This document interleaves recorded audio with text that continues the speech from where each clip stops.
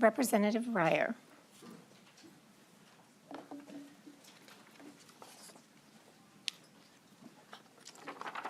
Again, I apologize for the disruption.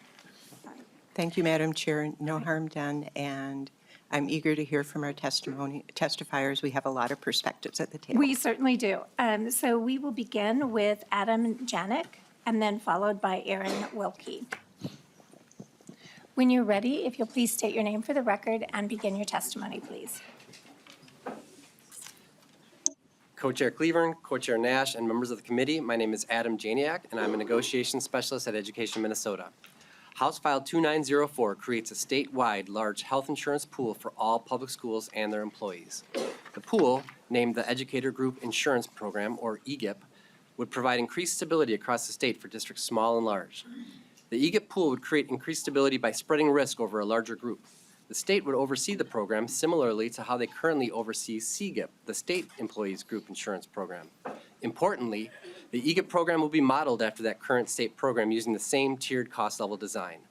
This mirroring in design and the additional size that EGIP brings will provide the state with additional negotiating power when dealing with health insurance carriers and providers. Additionally, a labor management committee will exist to give input and be a part of future decision-making around plan design. One of the most important aspects of the large pool would be the efficiency and savings created by lowering administrative costs, eliminating redundancy across school districts, and the elimination of unnecessary service layers. Currently, school districts all across the state are paying for and allocating resources to search, compare, implement, and yet still struggle with health insurance benefits. The time of school personnel and money being spent on services like brokers would be much better used as support for our educators and students to succeed. Minimum employer contribution levels are set by this bill as well. The employer would provide a minimum contribution of 95% of the single premium and 85% of the family premium to eligible employees on the highest value plan. A funding investment is needed for this bill, and it's written containing a hold harmless provision. Districts would be funded the difference between their current premium costs and what costs would result due to the changes in the bill. This investment would make both quality and affordable health care a possibility for educators across the state and provide districts with one of the recruitment and retention tools they desperately need. And the investment would further pay off as the statewide program cost savings in years to come are achieved. Thank you for your time today, and I ask for your full support of House File 2904 and the Educator Group Insurance Program. Thank you, Mr. Janiak. Janiak. Thank you. And Mr. Wilkie, you are next with Laurie Goff on deck. Thank you. If you'll state your name for the record. Co-chairs, members of the committee, thanks for having me here today. My name is Aaron Wilkie. I've served students for 30 years as both a teacher and activities director at Cass and Manorville schools. I have also served as our local union president, spent a decade or so on the district health insurance selection committee, helped negotiate at least 8 labor contracts, and I'm currently a healthcare action leader and full-time middle school geography teacher. The current system of providing health insurance to public school teachers in Minnesota is simply not sustainable. Over the last 6 years, Cass and Manorville educators have seen a 11.1% average annual premium increase. And we are better off than many of the districts around the state. This while deductibles have nearly doubled to help keep our premiums down. The cost of a current family health insurance premium at Cass and Manorville is around $36,000 a year, depending on the selected plan. Assuming just a 10% annual premium increase, a decade from now, the premium for the same plan will cost about $93,000. Contract negotiations have become nearly impossible to navigate with these increases we are experiencing, and school boards have been forced to pay lower wages and salaries with equally unaffordable health insurance. They do the best they can in a nearly impossible situation. I have colleagues who have had to quit insuring their families as of January 1st, 26. I work with a special education director who worries if she can pay for her cancer treatment drugs each month while she still shows up for work every day. I have personally put off medical treatment for years to avoid the $7,500 deductible I simply cannot afford every single year. To the point, not only are premiums going up, but coverage is getting worse. In order to attract and retain quality teachers, Minnesota needs to have affordable and quality health insurance for ourselves and our families. We need a single large insurance pool. We need to share resources. We need power to negotiate for our health insurance as a single unit. This can't wait. Please support and make EGIP happen.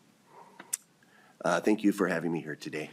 Thank you very much for your testimony. We appreciate it. Laurie Goff will be followed by Kristen Scott.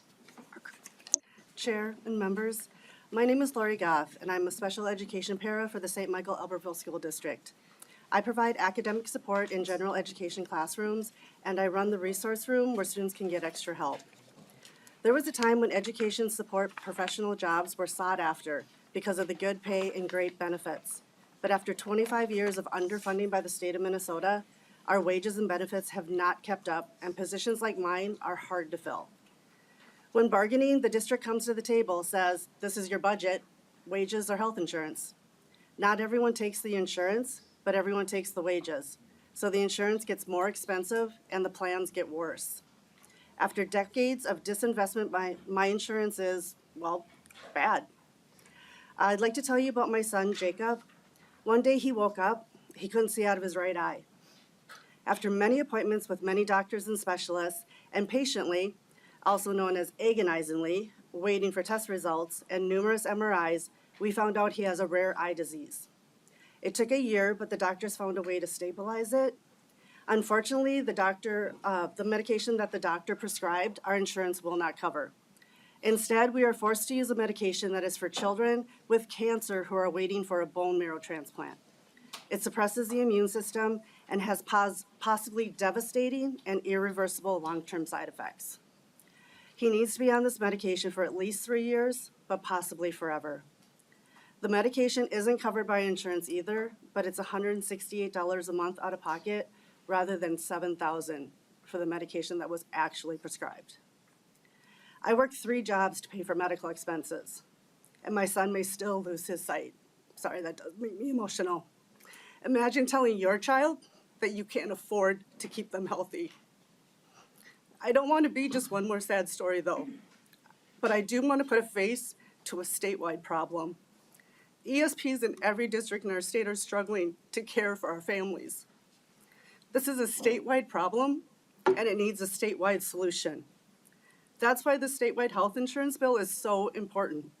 It would allow us to care for our kids at school and our families at home. I encourage you to support this bill. Thank you so much for your time. Thank you very much, and thank you for sharing your personal story. Next, we have Kristen Scott, followed by Todd Mensink. Good morning. My name is Kristen Scott, and I'm a proud AFSCME member and a paraprofessional in the Elk River School District.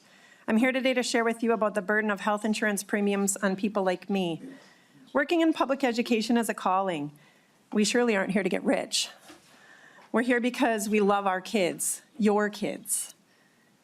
We're tasked with taking care of them every day, and we do this for far less than our equally educated counterparts in pretty much every other profession.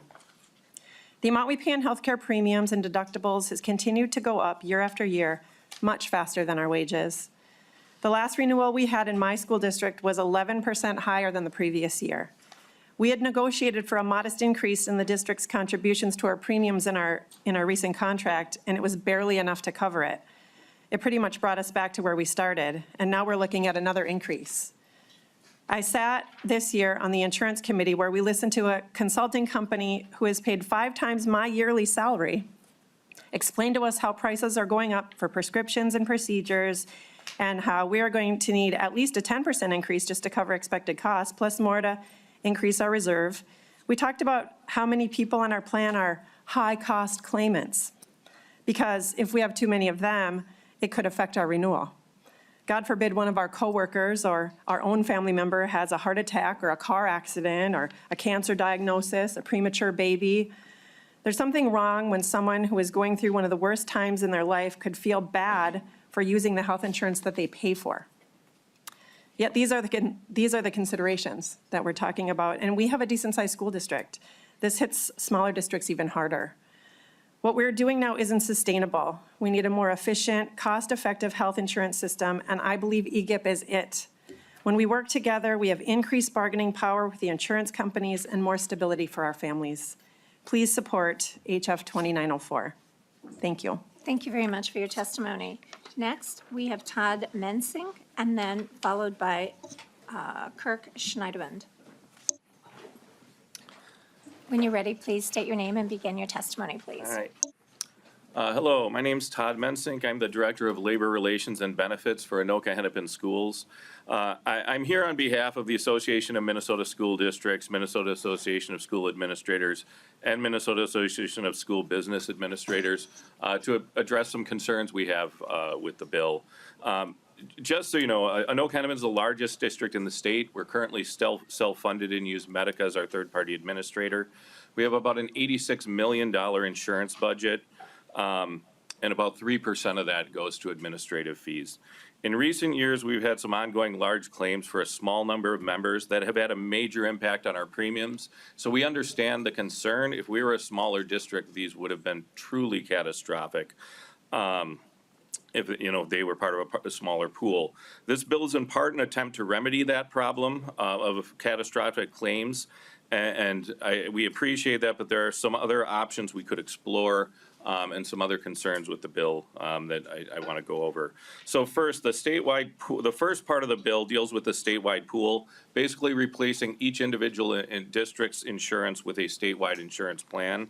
I want to make it clear, this will have winners and losers. There are currently districts that have better than average experience will see their premiums go up. Districts that have worse than average experience will see their premiums go down. Similarly, some districts have aggregate value of insurance that is higher, and they'll see the value of their benefits go down.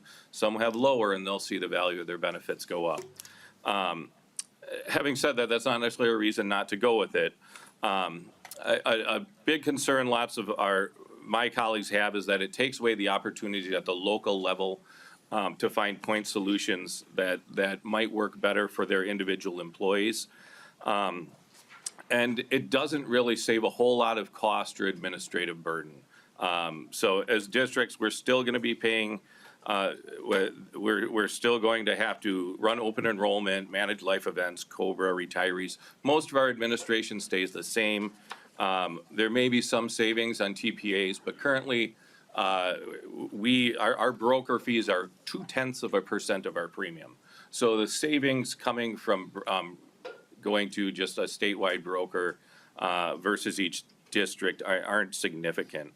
The main points I guess I'd make here is that all would pay the average premium. It would put all districts on equal standing when it comes to insurance costs in exchange for that ability to make adjustments. One option you could look at that might allow districts to still have their own individual plans would be to provide a statewide reinsurance program to protect districts from catastrophic claims without having to put everyone in a one-size-fits-all option.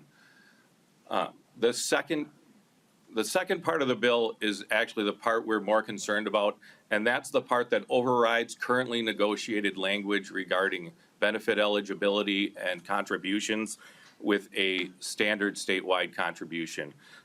It would take any employee that's got 14 hours or more and require us to pay 95% of their single premium and 85% of their family premium, and then provide a subsidy to districts to cover the difference.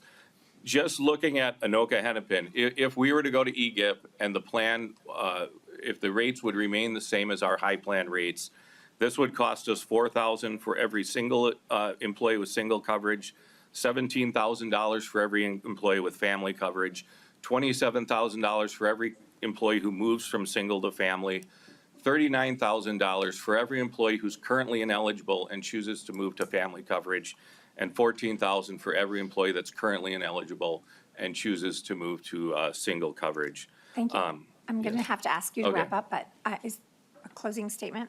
All right, my closing statement is just that this is an expensive bill. We have negotiated language right now to ensure that we can recruit and retrain our teachers. And we feel that the money could be better spent allowing districts to make those decisions with their local unions. Thank you very much. I appreciate your testimony. And I did not know that Anoka Hennepin was self-funded. So I want to, Representative Breyer, I'd like to find out how many of our districts are actually self-funded at a different time, that offline. Next, we have in our testimony, Kirk Schendelin. Madam Chair, could I Next just one. ask a quick question to the chair? Is it about this bill? Just the testimony, if he could provide his testimony since he was, didn't get to finish, if he could provide a written testimony to the members, would that be okay? Certainly, we can ask for written testimony. No worries. If you could provide that to us, that'd be great. There was a lot of data. There were a and lot that- of numbers there. Thank you. I agree. Okay. Oh, Chair Nash. Thank you, Madam Chair. And to the last testifier, as you're cooking some notes together, I'm up here. If you could maybe provide what the potential impact to the Robbinsdale School District might be, because turns out they're not in very good financial situation right now. So I would really like to understand how that would more than likely adversely impact where they are today. Okay, thank you very much. And thank you. When you're ready, please state your name for the record and begin your testimony. Yes, thank you, Madam Chair. My name is Kirk Schneider, and I'm the Executive Director for the Minnesota School Boards Association, representing all 331 of our locally elected school boards across the state. After listening to the testimony in front of me, if the theory is the bigger is better, then I think that there's a solution in front of you today that to allow our school employees to join the CGIP program that are available to our legislators and other state employees. We saw a similar effort 15 years ago, ultimately leading to a health insurance program called PEEP, which for our school districts proved to be underwhelming. The infrastructure is already built within the CGIP program that we talked about, but instead, this bill proposes to build a parallel program that would be a very costly program, as alluded to. School boards support affordable, high-quality health coverage for our employees. We understand the rising health insurance costs are being felt by every sector of the economy. Also, I want to be clear that the care, management, and control of our school districts is really vested in our school boards to have some oversight of the budgets and programs that are provided. And with this bill, the authority seems to be shifting away from our school boards. We have three primary concerns about this bill. First, state control without state accountability. The bill removes local authority over one of the largest components of employee compensation, while leaving school boards responsible for budgets and outcomes. When decisions are made at the state level, but the financial consequences remain local, accountability does break down. Second, mandated costs that compete with classroom spending. House File 2904 requires employer contributions of $95 and $85 for family and individuals. For one mid-sized school district, this means nearly $500,000 increase in the premiums. Without guaranteed state funding on top recent mandates like unemployment insurance and paid leave, these costs are currently putting pressure on our school districts. And in fact, we did some analysis on a regional center in the state of Minnesota, and we would see their premium increases from $15 million to $26 million. So that would be a $10 million increase for just that regional center that serves around 8,000 students. And we have been gathering information and would be willing to share that with the committee. If this bill becomes law, a 12-person state committee, 10 of whom represent labor, will control benefits and design premium costs, while local school boards and school leaders will be left to address the financial impact. Since school boards have no statutory authority to increase the levy to cover increases in health insurance, budget cuts will likely be an impact of that. Local accountability will be lost. The state's action will result in staff reductions and will have impact on student opportunities. Third, fiscal instability. Districts face significant uncertainty, including potential reductions in special ed funding and compensatory aid in the very short term. Committing state and local dollars to an unproven statewide program instead of established student-centered programs like special education and compensatory revenue increase risk at a time when schools are looking for financial stability and predictability. The bottom line is simple. 2904 shifts control to the state, cost to the school districts, and financial consequences to school districts and programs. We strongly advise the state legislature to fully understand the costs to our school districts and the impact to our state budget. As you know, requesting fiscal notes and local impact notes will help you with this. Our elected school boards oppose the statewide benefits program, statewide health insurance program, that we feel undermines some of the responsibilities and authority of our school boards today. Thank you, Madam Chair, and I can stand for questions. Thank you very much for your testimony. We have one more testifier that's on the list, Adam Janik. Oh, pardon? Wait, sorry. Oh, I'm so sorry. I said the wrong name.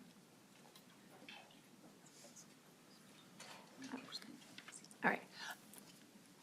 I am so sorry.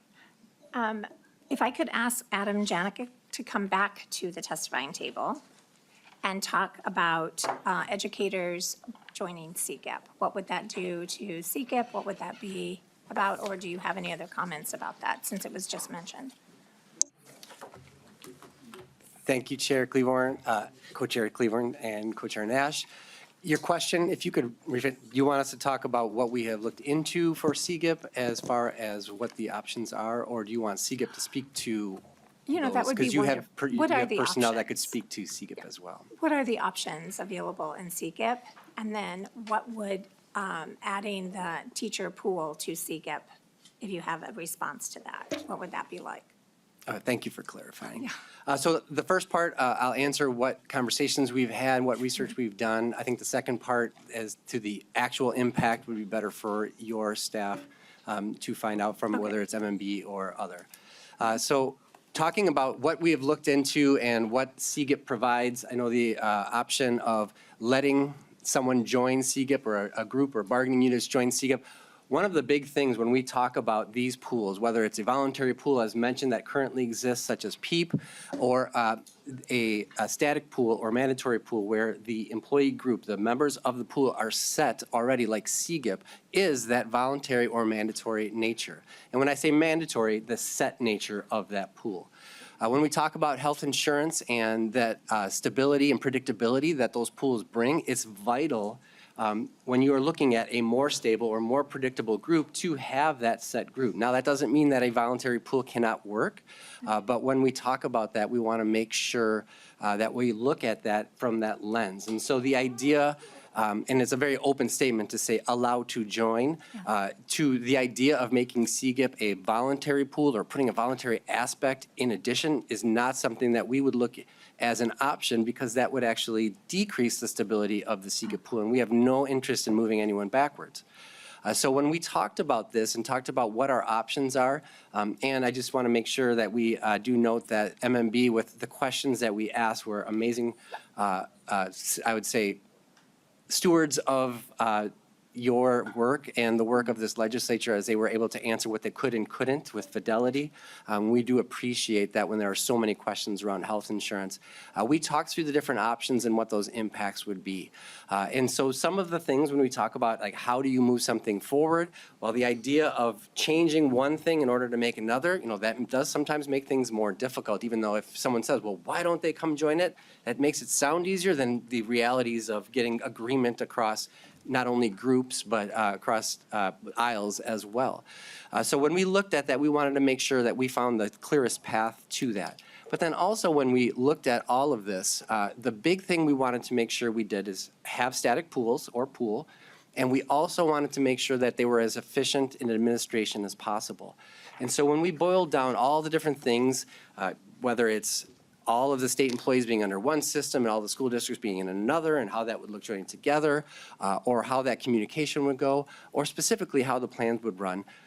When we mirror those, and we talked about that I talked about that in my testimony of mirroring the plans, we wanted to make sure that was maintained so that, again, the state has not only the efficiency, but that leverage in negotiations. But then we boiled it down to the question of, if we did it separately, as opposed to all together, would we see the same savings? Would we see the same efficiencies? Would we see the same strength for negotiations? And what would the downside be? And the short answer to that, without having the complete data set that the bill seeks, is that all things would be strong and good, and those would be achieved as far as negotiating power and efficiency and administrative streamlining. The one small piece would be a little bit of more administration with two pools, but the benefit of not joining them together, whether it's the transition to that or as it goes forward, is huge. And it also, as one of the testifiers previously talked about, it maintains our voice in that CGIP plan going forward and on an LMC, where the CGIP plan is really, while it moves forward with both the state and the bargaining units working together, they do it through a bargaining process. Ours, the EGIP plan, would be done through an LMC. And would you like to define that for the public? Which part, the LMC? Yes, please. The Labor Management Committee that is designed in the bill, laid out in the bill, I should say, is a 12-person board that has representatives from different organizations. That LMC would have the state on one side, MMB, and then those 12 named in our bill on the other. Okay. Further questions from the committee? To the testifier, since I asked them to come back up. Okay, thank you so much. I appreciate it. Thank you. Okay, is there anyone else who wishes to testify on this bill? Okay, I don't see anyone else in the public. Co-Chair Bonner, or Vice Thank Chair you. Bonner. And thank I'm you. not sure who the best person to answer this is, maybe the gentleman we just had, I'm sorry. I guess here's my question. So we know that the trajectory of healthcare insurance costs is like a runaway train at this point. And all due respect to our school boards, the reality is I don't know how they stop that train. I don't know how they're going to do that. And we're looking at all kinds of different options and how to address these issues because frankly, it's just not sustainable, right? It's not reasonable. We're only here having this conversation because it is so unsustainable and we can't stop the train, right? So if we are trying to do this, and I'm just wondering, given that fact, I'm trying to understand what schools' tools that we think schools have in their toolbox to negotiate a better deal, when on average, we can't do that in any other arena. And I'm trying to understand how school boards are going to be able to negotiate a better deal on a runaway train without having some help in the form of a larger pool to lower that risk and provide stability. And I don't know how to answer that question, but maybe the school board folks have some answer on how school boards have that authority or that ability to stop something like rising prices that are out of their control or out of their scope of control. Representative Ryer, do you have a response?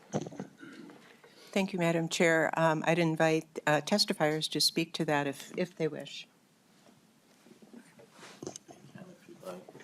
So it's tools in the toolbox that you have to negotiate better. Yeah, we do have some districts that have negotiated point solutions where they'll have employees getting like knee replacements and certain specialty surgeries at local clinics that provide lower costs. So those are things, though, that I think are at the margin. I mean, I think honestly, the answer is school boards don't necessarily have the ability to lower that cost trajectory.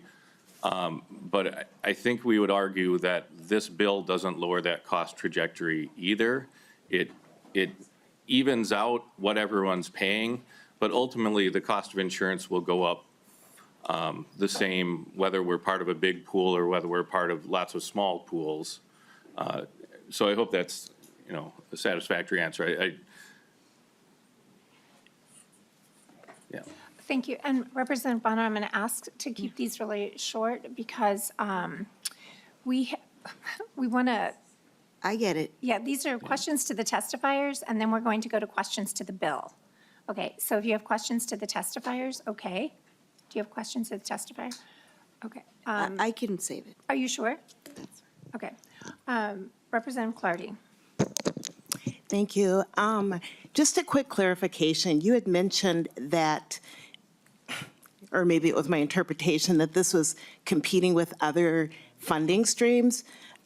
Isn't special ed separate from what you would be using this from? So I'm trying to just get a clarification on your point.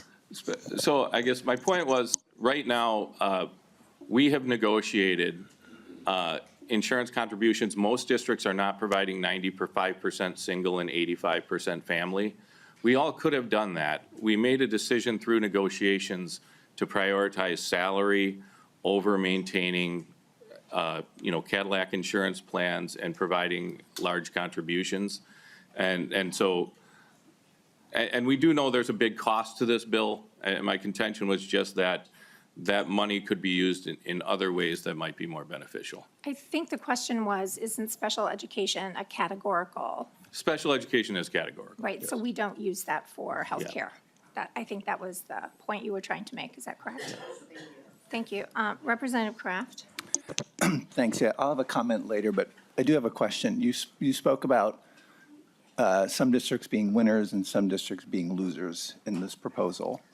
And I wonder, I'm trying to dig into that a little bit, would I be right in thinking that the districts that will be losers in this, that have lower costs on insurance, are ones that maybe have had more of, maybe be larger, have more of a chance to either dedicate to more resource to dedicate to this or to negotiate with insurance companies, or districts that have yet to experience some catastrophic issues with employees that have driven things up? Is that a reasonable way for me to think about that? Yeah, more the latter than the former. I mean, like I said, we're the largest district in the state. I'm guessing that we have above average insurance premiums because we've had catastrophic claims. And so, yeah, there will be people who see their premiums go up, obviously, because right now they're in, a pool that's healthier. Yeah. So thank you, Madam Chair. So just a quick comment. So to me, that means that the districts that would be losers in this are ones that have yet to experience some catastrophic issue, which is kind of the reason we do insurance. Thank you. Let's see. Representative Gleib? Mr. Mensick, Yes. thanks for being on the hot seat. Your district is experiencing or negotiating a contract right now for health insurance, Yes. and Mr. you're Mensick. facing increases from your NAP share. That's From right. your provider.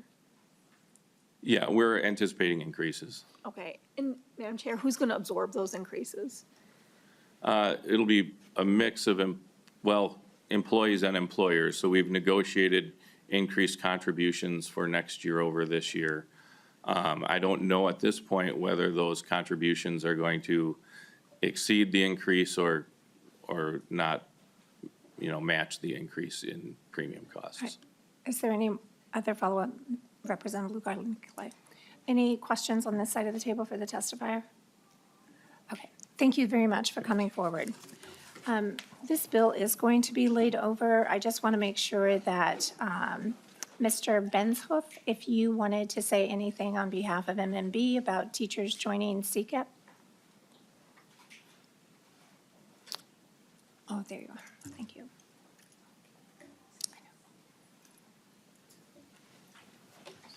If you'll state your name for the record and then begin your testimony, please. Co-Chair Cleavorn, Co-Chair Nash, my name is, members of the committee, my name is Galen Benshoof. I'm the Enterprise Director for Employee Insurance at MMB. That means I oversee both the CGIP program for state employees and their families and PEEP, the Public Employee Insurance Program for units of local government and school districts. We get the question every now and again, why can't just other folks join CGIP? It's obviously a very high-quality insurance program. It has a pioneering tier network design that promotes the use of cost-efficient care. And our answer to that is always that it's an employer plan. And the state is an employer. State agencies, the judicial branch, the legislative branch, technically the state is the employer. And it would become something different if it expanded. It'd become a multi-employer plan just a different type of health plan. And what this bill would basically do is create a CGIP for educators. Because today, the Public Employee Insurance Program, PEEP, as you've heard in the testimony, it's voluntary. And districts and cities and counties and other public employers can choose to participate or not. Whereas contrast that with CGIP, where state agencies can't just come and go. DNR couldn't opt out of CGIP and go find other insurance. And that helps create the stability and the purchasing power that CGIP has today. The stability, the size, the predictability. And that is functionally what the bill would do for educators. It would create a stable pool where there wouldn't be the coming and going, there wouldn't be the potential instability. So when we say, well, could teachers just join CGIP? Essentially what the bill is doing is creating something that would function exactly as CGIP, just for a different population with different employers. Thank you very much. Any questions to the testifier? Thank you very much. I appreciate the clarification. It's really important. Oh, I'm sorry, Representative Sexton. Thank you, Madam. We were talking about the board earlier that's proposed in the bill. Does CGIP have a similar board? Please proceed. Chair Cleavorn, Representative Sexton. The benefits offered through CGIP are driven largely by collective bargaining between the state and participating labor unions. And as an earlier testifier mentioned, the bargaining process would function a little bit differently than what the bill currently creates as the Labor Management Committee. But at the state level as well, we have deep collaboration with participating labor unions. So while it would function a little bit differently, I think the spirit is still the same. Representative Sexton, and follow-up. So the short answer is no? Co-Chair Please Cleavorn, proceed. Representative Sexton, under the current version of the bill,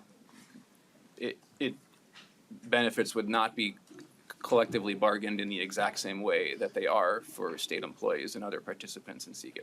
Thank you. Any follow-up? No. All right, thank you. Okay, thank you so much. I think we are going to go now to total member discussion about the bill as amended. Chair Nash, did you have a question for the testifier? Okay, thank you so much. Okay. Representative Sexton, thank you.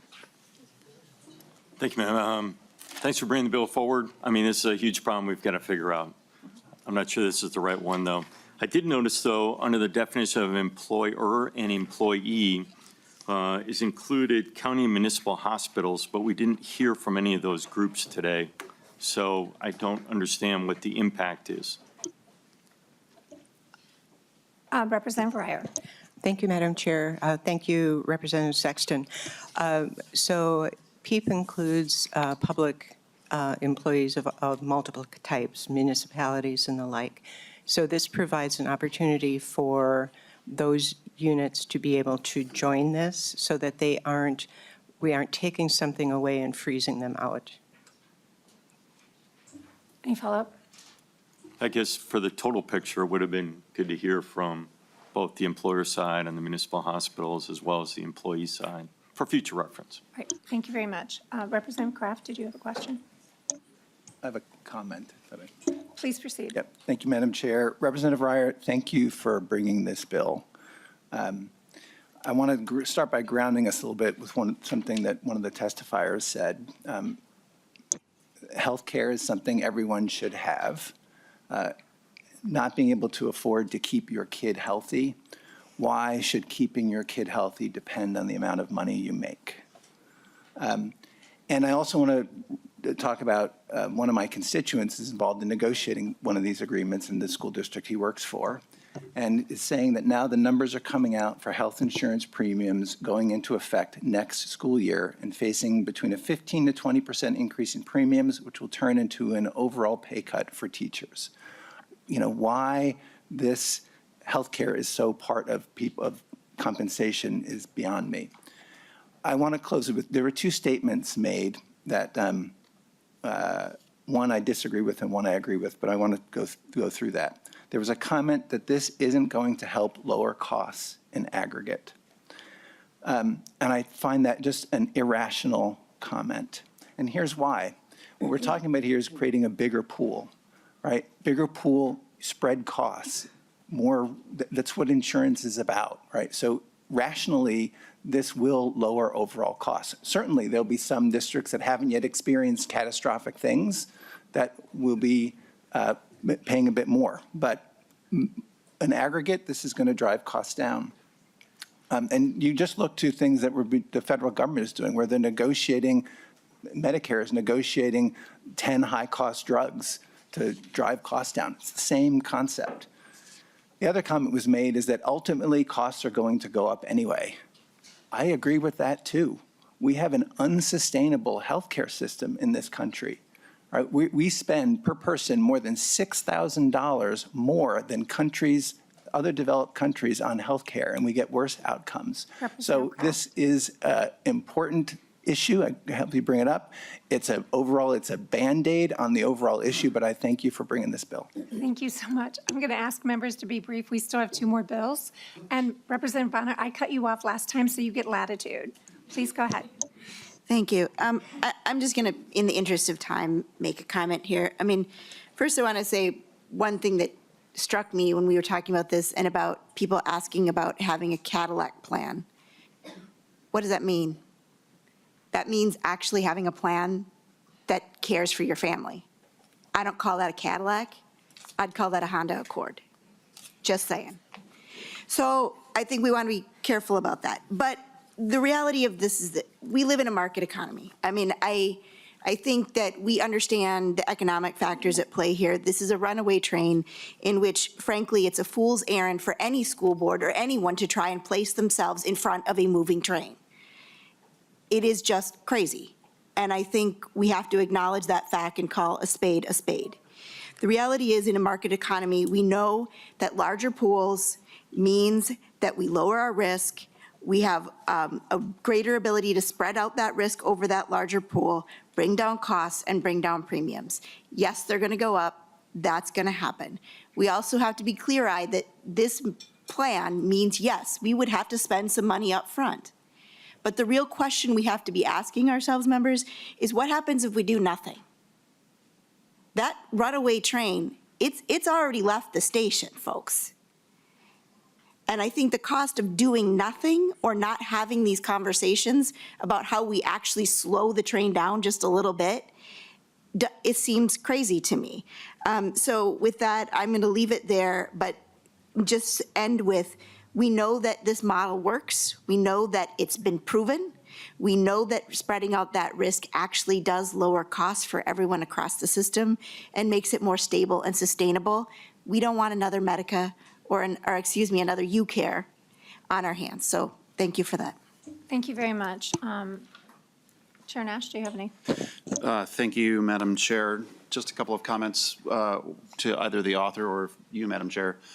Have we seen, received, or requested fiscal note, local impact note for this? They have been requested. Okay. And then just a question for the author. Isn't a large portion of this predicated on individual school districts being able to successfully pass an operating levy to cover the parts that they would be required to cover? Representative Breyer. Thank you, Madam Chair. Thank you, Chair Nash. School districts are already taking responsibility for these things, and so I think that they will continue to do so. Chair Nash.